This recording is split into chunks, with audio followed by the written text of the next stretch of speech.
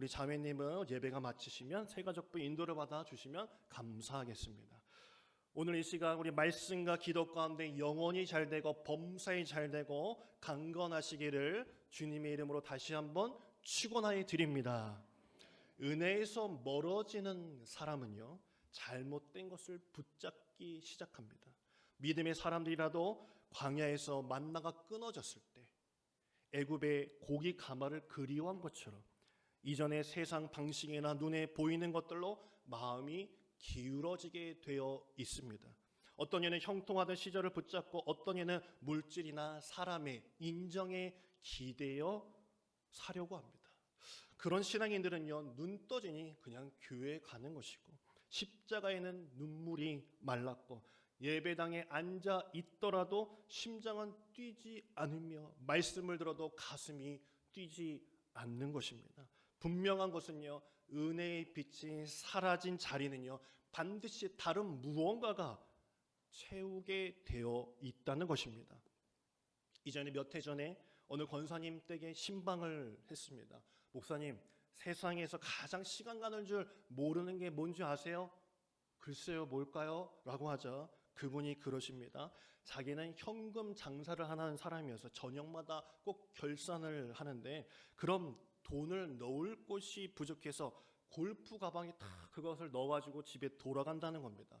도대체 얼마나 들어가는지 가늠이 가지 않지만 그러면서 하시는 말씀이, 목사님, 돈 세다 보면요, 새벽이 오는지도 모르고 삽니다. 그만큼 돈 세는 재미가 자신을 삼키고 있다는 것입니다. 혹시 여러분들 속으로 아유 나도 그렇게 세봤으면 좋겠네 라고 하시는 분이 있을지 모르겠지만 그분이 고백하시기를, 새벽 제단을 쌓던 제가 기도의 자리에서 멀어지더라는 것입니다. 돈 세는 맛에, 카드 단말기 숫자, 계좌 잔고가 찍히는 맛에 살 때가 있다는 것입니다. 왜 그럴까요? 내 안에 예수의 영이 있기보다도 내가 붙잡고 있는 것이 눈에 보이기 때문입니다. 사람은 본능적으로 눈에 보이는 것을 더 안전하다고 믿지만 그 믿음은 결국 보이는 것에 종이 되고 마는 것입니다. 은혜가 안 보이면 믿음의 사람도 똑같습니다. 내가 얼마나 가지고 있는지 눈으로 확인해야 안정감을 느끼게 되는 것입니다. 오늘 본문에 다윗이 나옵니다. 전쟁마다 승리한 자였고 왕권은 강력해졌습니다. 그의 이름은 온 나라에 펼쳐졌습니다. 그런데 다윗에게 은혜가 보이지 않으니 그의 눈은 백성들의 숫자에 꽂히고 말았습니다. 은혜가 안 보이면 신앙도 변질됩니다. 믿음의 계산이 아니라 세상의 계산이 보이기 시작합니다. 은혜보다도 잔고가 눈에 더 커 보이는 것입니다. 영적인 심장이 식어버리면 믿음의 손은 말씀의 검이 아니라 쥐판을 잡게 되어 있습니다. 회개의 눈물이 마르면 손끝에 피가 오르고 가슴에 욕심이 차오르게 되어 있습니다. 오늘 우리 안에도 다윗의 말년 같은 모습이 있지 않습니까? 하나님의 은혜를 보는 눈이 흐려질 때 우리의 숫자와 성과와 결과로 스스로를 확인하고 위로받으려 할 것입니다. 그 순간 영혼의 호흡은 끊어지고 하나님의 통치는 뒤로 밀려날 수밖에 없습니다. 그것이 바로 우리가 싸워야 할 영적인 싸움인 것이죠. 우리는 주님의 십자가 앞에 서야 할 줄 믿습니다. 성령께서 나를 조명하시어 하늘의 약속보다 세상의 계산으로 위안을 삼고 있지는 않는지 성령께 묻고 또 물어야 하는 것이죠. 이 시간 주님의 시선이 여러분의 심령을 꿰뚫고 지나가길 간절히 소망합니다. 그게 사는 길인 것입니다. 이 자리가 내 영혼의 상태를 확인하며 다시 은혜 앞으로 나오는 자리가 되길 주님의 이름으로 다시 한번 축원해 드립니다. 다윗은 말년에 인구 조사를 벌였습니다. 그렇다고 이 이스라엘의 인구 조사를 한 번도 하지 않았던 것은 아닙니다. 왜 인구 조사가 문제가 되었을까요? 출애굽기 30장 12절 말씀 우리 함께 읽도록 하겠습니다. 읽겠습니다. 시작. 내가 이스라엘 자손의 수요를 조사할 때에 조사받은 각 사람은 그들을 계수할 때에 자기의 생명의 속전을 여호와께 드릴지니 이는 그들을 계수할 때 그들 중에 질병이 없게 하려 함이라. 아멘. 하나님의 인구조사의 목적은요, 사람이 사람답게 살고 있는지 살피기 위해서 조사를 한 의미였습니다. 그러나 다윗의 인구조사는 조금 달랐습니다. 사무엘하 24장 4절 말씀을 보게 되면 왕의 명령에 요압과 군대 사령관들을 재촉한지라 라고 말씀합니다. 무엇이 급했다라는 것입니다. 목적이 달랐다라는 것이죠. 우리 역대상 21장 1절 말씀 우리 함께 읽도록 하겠습니다. 시작. 사탄이 일어나 이스라엘을 대적하고 다윗을 충동하여 이스라엘을 계수하게 하니라. 아멘. 다윗이 실시한 인구 조사는 사탄의 부추김이었다라고 말씀하고 있습니다. 성경은요 분명히 말하고 있습니다. 신명기 17장 말씀에 보게 되면 군마를 의지하지 말고 너희가 병거를 체득하지 말라라고 말씀합니다. 이것은요 이스라엘 백성들이 하나님의 눈에 들어오지 않을 것을, 이스라엘 백성들이 요단강을 건너 가나안 땅으로 들어갈 때부터 하나님께서는 예견하고 계셨던 부분인 것입니다. 사무엘하 24장 3절 말씀을 보게 되면요 이렇게 말씀하고 있습니다. 읽겠습니다. 시작. 요압이 왕께 아뢰되 이 백성이 얼마든지 더하게 하사 내 주 왕의 눈으로 보게 하시기를 원하나이다. 그런데 내 주 왕은 어찌하여 이런 일을 기뻐하시나이까 하되. 아멘. 군대 장관 요압조차도 하나님이 얼마든지 백성의 수를 100배나 더하실 수 있는 분인데 왜 왕은 숫자에 민감하게 재촉하고 계시느냐라고 권하고 있었던 것입니다. 사람이 숫자에 민감하다 보면 좋은 결과를 낳을 수가 없습니다. 내가 얼마 버는지 남과 비교를 하면 지옥이 시작이 되는 것입니다. 교인 수를 확인하며 비교하는 순간 목회자 또한 그 숫자의 노예가 되어버리고 마는 것입니다. 사무엘상 17장 47절 말씀 보게 되면요 제가 읽겠습니다.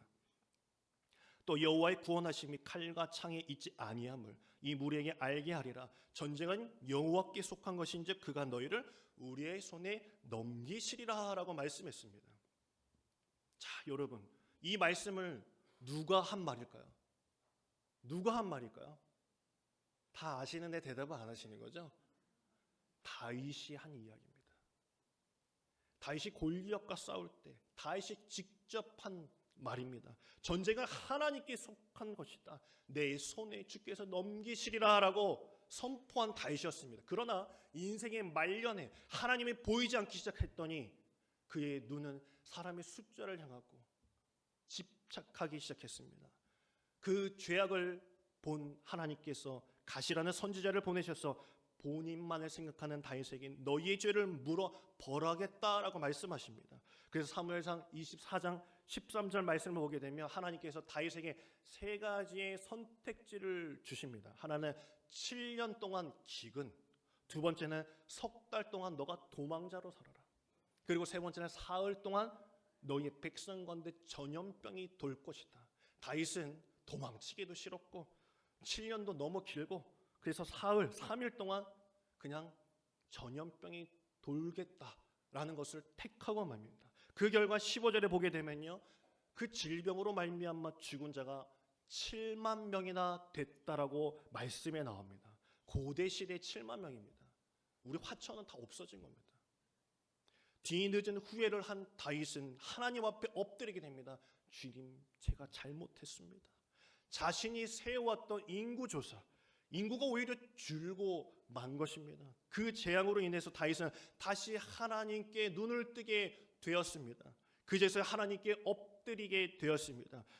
다윗에게 하나님은 말씀하십니다. 너는 18절에 아라우나의 타작 마당으로 갔어. 거기에 제단을 쌓고 제사를 드리라 라고 말씀합니다. 사무엘하 24장 18절 말씀 우리 함께 읽도록 하겠습니다. 시작. 이날에 가시 다윗에게 이르되 그에게 아뢰되 올라가서 여보수사라 아라우나의 타작 마당에서 여호와를 위하여 제단을 쌓으소서 하매. 아멘. 다윗이 값을 주고 모리아산 위에 타작 마당을 삽니다. 여기서 여부수산 아라우나의 타작 마당이 바로 모리아산이죠. 사무엘하 24장 24절 말씀을 보게 되면 은 50세겔을 주고 그 땅을 샀다라고 합니다. 그의 자부심의 근원이었던 백성들 속절없이 쓰러지는 것을 보고 그는 통곡하며 주님께 엎드리고 제단을 쌓고 번제와 화목제를 드리며 기도했습니다. 그러자 하나님께서는 25절 말씀에 재앙이 그제서야 그쳤더라라고 말씀합니다. 이 타작마당은 하나님의 은혜가 베풀어지는 수확의 자리이며 동시에 심판의 자리인 것입니다. 여러분, 타작할 때 적당히 치거나 대충 밟는다고 알곡과 쭉정이가 갈라지겠습니까? 그렇지 않습니다. 그 이스라엘 시대 때는요, 심하게 때리고 가축이 수레를 끌고 다니며 밟아야만이 타작할 수 있었습니다. 다윗에게 이 타작마당은 나의 죄를 처절하게 죄를 찌르고 갈라놓는 곳이 되었던 것입니다. 그 타작마당으로 가라. 너가 그곳에서 나에게 죄를 고하라. 너에게 찔림이 있느냐? 그러면 구하라. 내가 너를 용서해 주겠다라고 말씀하는 자리가 바로 이 타작마당인 것입니다. 여러분, 오늘날 교회가 바로 타작마당인 것입니다. 예배하는 이날은요, 타작하는 시간입니다. 일주일 동안 사는 것을 보면요, 예수 믿는 사람이나 믿지 않는 사람이나 뭐 다 비슷비슷해 보입니다. 별로 크게 다르지 않습니다. 그러나 주일 아침이 되면 달라집니다. 가는 길이 갈라집니다. 교회에 가는 사람과 세상으로 가는 발걸음이 갈라지는 것입니다. 천국과 지옥이 갈라지는 것입니다. 예배하는 바로 이 자리가 하나님 앞에서 타작하는 시간인 줄 믿으시길 바랍니다. 오늘 이 시간이 이 화천 제일교회 제단이여 내 죄를 깨닫는 곳, 하나님의 위로와 은혜가 시작되는 곳임을 기억하는 여러분에게 간절히 소망합니다. 이 다윗이 구입한 이 타작 마당은요, 성경에서 여러 번 등장하는 곳입니다. 첫 번째 장소는요, 창세기 22장 말씀을 보게 되면 아브라함이 이삭을 제단에 바치려고 했던 그 모리아산, 아까 말씀드렸던 그 모리아산이 바로 이 같은 장소입니다. 그리고 다윗이 회개하고 제단을 쌓던 타작마당, 또 다윗이 값을 주고 산 그 타작마당은 하나님의 언약의 장소, 하나님의 성전터가 되었습니다.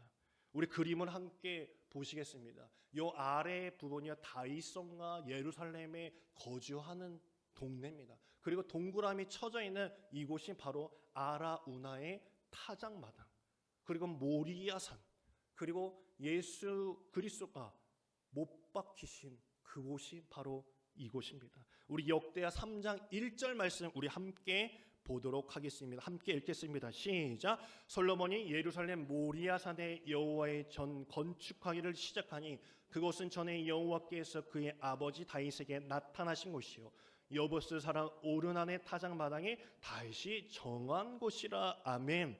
이 오르난과 아라우나 이 같은 인물입니다. 말의 단어가 똑같습니다. 이 타작마당 또 성경에 등장한다고 말씀드렸습니다. 이스라엘 죄악을 위해 숱한 번제와 제사를 올려드린 바로 성전터, 그 동산은요 예수 그리스도께서 못 박히신 골고다 언덕입니다. 바로 모리아산에 이삭을 바치라는 시험과 다윗에게 던전의 심판만 있었던 것이 아니라 스스로 돌이키신 하나님의 마음, 하나님의 사랑을 보여주셨던 그 자리였던 것입니다. 창세기 22장 말씀에 아브라함이 이삭을 번제로 바치려고 떠나는 이야기가 나옵니다. 여러분, 저는 그 아브라함의 대단한 믿음도 참 눈여겨봐야 되지만 그 아들 이삭의 순종이 있었기 때문에 믿음이 완성이 된 거라고 봅니다. 이삭의 순종이 있었기 때문에 순종의 완성이 이루어진 것입니다. 아버지가 이삭에게 갑자기 예배하러 저 먼 곳으로 가자 아들아 라고 이야기했을 때 이삭은요 눈치챘을 겁니다. 번제를 드리려면 드릴 재물이 필요한데 재물이 없는 겁니다. 눈치를 챘겠죠. 그런데도 하나님은 무슨 설명을 해주시지 않습니다. 타당한 합리적인 설득하지 않습니다. 그저 믿고 따르라라고 말씀만 하십니다. 여기서 이삭은 아무런 반항도 없이 묵묵히 묶여 번제물에 올려지게 됩니다. 상식적으로는 이해 불가한 이야기 아니겠습니까? 그러나 성경은 이상하다라고 말하지 않습니다. 왜냐하면 모리아산 위에서 자기의 아들을 죽인 아버지와 묵묵히 아버지에 의해 죽임당한 한 일을 우리는 알고 있기 때문입니다. 그것은 하나님과 그의 독생자 예수 그리스도의 이야기입니다. 여호와 이레의 하나님께서 어린 양으로 예수 그리스도를 준비하신 예표인 것입니다. 사도행전 8장 32절 말씀을 보게 되면 어린 양이 조용한 같이 그의 입을 열지 아니하였도다라고 말씀합니다. 도살장에 끌려간 어린 양이 아무런 소리 내지 않고 잠잠히 있었다라고 말합니다. 어린 양이 무슨 깡다구가 있어가지고 가만히 있었겠습니까? 그것은 예수님께서 그 십자가에서 우리를 위하여 십자가를 감당한 그 모습을 연상케 하는 것이죠. 모리아산은 바로 지금의 성전산의 골고다 언덕이었습니다. 하나님의 마음을 보여주신 곳이었습니다. 여러분, 이삭은요, 아브라함의 아들 이삭은 살려라도 주셨죠. 그러나 하나님께서는 인류를 위해서 그 슬픔을 삼키셨습니다. 아브라함은 이삭을 바치라는 명령에 모리아산을 향하여서 3일 동안 그 길을 걸어갔지만 하나님은 3일이 아닌 수천 년 동안 자기 아들 예수 그리스도를 내 손으로 죽여야 한다는 사실을 알면서도 그 길을 걸어야만 했던 것입니다. 이것이 사실 하나님의 결심인 것입니다. 자신이 죽을 것을 알았음에도 이 땅에 내려오셨습니다. 그 모리아 땅에서 생을 마감하셨습니다. 그 아들은 나무를 지고 산을 올랐으며 그 나무에 묶여 단번에 완전한 제물이 되셨고 완전한 순종을 하셨습니다. 이렇게까지 하나님께서 사랑하시는 이유, 왜 이렇게 하셨을까요? 하나님의 가장 큰 약점이 바로 우리를 사랑하신다는 것입니다. 너무나 사랑하신다는 것입니다. 우리가 하나님을 사랑한 것이 아닙니다. 하나님이 먼저 우리를 사랑하셨습니다. 그래서 십자가에 달리셨고 십자가는요 신의 무릎입니다. 주님이 우리를 위해 내어 놓으신 것입니다. 이삭에게도 다윗에게도 그러하셨듯이 그 모리아산 꼭대기 십자가는 절망의 자리, 끝의 자리가 아니라 하나님의 사랑이 확증된 자리이며 죄의 끝과 다시 회복의 시작이 자리가 된 줄 믿습니다. 결국 모리아산의 이야기는 이삭의 이야기며 다윗의 이야기며 예수 그리스도의 이야기며 바로 우리의 이야기가 된다는 것입니다. 그 은혜가 오늘 저와 여러분 가슴 깊이 새겨지길 간절히 소망합니다. 저희 아내가 여의도 순복음교회 출신입니다. 이제 청년국에 있다가 저를 이제 만나서 이제 결혼을 했죠. 이 청년들이 몇 명이나 있을까요, 여러분? 4,000명이 있습니다. 청년은 4,000명. 안 놀라시는 분은 참 우리 교회는 많으니까 4,000명이 아무것도 아니죠, 그렇죠? 이 4,000명 중에요 결혼하는 커플이 얼마나 있을까요? 많죠. 그런데도 결혼 못하고 짝을 찾지 못하는 형제자매들이 참 많습니다. 제가 그래서 물었어요. 왜 그렇게 많은 이들 중에서 결혼을 왜 못할까? 라고 묻자 저희 아내가 그럽니다. 교회 형제자매 만나는 게 참 어렵대요. 왜냐하면 학벌도 보죠. 그렇죠? 직장도 보죠. 연봉도 보죠. 또 뭐 볼까요? 외모도 보죠. 그런데 하나를 교회에서 더 봐. 뭐 볼까요? 신앙도 봐요. 이거 4개도 충족하기 어려운데 신앙까지 좋은 남자, 여자 찾기에는 더 어렵다는 겁니다. 예수님 지금 오셔도 어려울 판이에요. 엄청 어려울 판이에요. 그런데 가끔은요 이런 대답을 제가 들을 때가 있습니다. 결혼하는 이제 예비 부부가요 저한테 이렇게 얘기합니다. 목사님, 저 사람을 왜 사랑하는지 글쎄요 조건도 뭐 다 좋지만요 가만 생각해 보면 사랑하니까 모든 것이 좋아 보이더라고요. 저는 이 대답을 들을 때 참 흡족합니다. 왜냐하면 이것이 사랑의 본질과 아주 가깝기 때문입니다. 여러분, 조건이 맞아서 결혼했는데 그 조건이 사라지면 뭐 어떻게 될까요? 헤어져야 되겠습니까? 이제는 사랑하지 않아도 되는 이유가 될까요? 사랑하기 때문에 사랑하는 것입니다. 우리가 하나님께 받은 사랑은요, 적어도 이와 같은 사랑인 것입니다.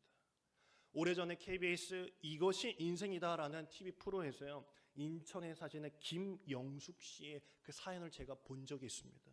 남편은 정신지체 장애를 가지고 계셨습니다. 장애인 보호소에 교사로 들어가 계셨을 때 그 여성분이 헌신적으로 보던 그분과 결혼을 하게 된 거죠. 주위의 반대와 의혹의 눈길 속에서도 불구하고 두 분은 사랑하였고 결혼을 하게 되었어요. 그러나 정상인 이 부인과 정신지체를 가졌던 이 남편이 만나서 꾸린 가정이요, 결코 쉽지 않았다고 합니다. 오해를 해서 남편이 집을 나가는 것이 다반사였고, 또 아내는 그 남편을 찾으러 다니고 전단지를 붙이는 것이 부지기수였다는 거예요. 남편을 찾기 위해서 나간 그 김영숙 씨에게, 그 여자분에게 PD가 이렇게 물었습니다. 혹시 남편을 왜 그토록 찾으십니까? 그러자 그렇게 답하십니다. 그는 내가 아니면 아무것도 못합니다. 내가 아니면 하루 세끼 먹지도 못하는 사람입니다. 이렇게 답한 후에 그 김영숙 씨는 의미 있는 말을 했습니다. 저는 저희 남편을 사랑합니다. 예전에는 그 사람이 나 없이 살 수 없다고 생각했는데 이제는 나도 그 사람 없이는 살지 못하겠더라고요. 남편을 사랑하는 아내의 마음에는 조건이라는 것이 전혀 없었던 것입니다. 저는 그 아내의 말 속에서 하나님의 음성을 듣는 듯 했습니다. 그들은 나 없이도 살 수 있지만 나는 여전히 이 죄인들 없이는 살 수 없도다. 하나님께서는 우리 없이는 안 된다라고 말씀하십니다. 이삭을 제단에 드리면서 타작마당에서 자신의 아들 예수 그리스도를 다시면서 나는 너희들 없으면 안 된다라고 말씀하십니다. 그게 진정한 사랑이며 은혜이며 기쁨인 줄 믿습니다. 여호와 이레 그 제단은 하나님께 온전히 순종한 아브라함의 믿음과 헌신, 그리고 다윗의 타작의 제단이었지만 또한 그보다 더 우리를 사랑하시는 하나님의 결심과 사랑이 숨어있는 이 화천 제단이 될 줄 믿습니다. 오늘도 그 모리아산의 십자가는요, 계속되어 가고 있습니다. 나를 여전히 사랑하시는 그 주님의 은혜를 가슴 깊이 새기시며 주님의 신실한 자녀로 살아가시는 저와 여러분의 길 주님의 이름으로 간절히 축원합니다. 우리 이 시간 오직 주의 사랑에 매여 찬양할 때 모두 일어나셔서 찬양하시고 함께 기도하며 마치도록 하겠습니다.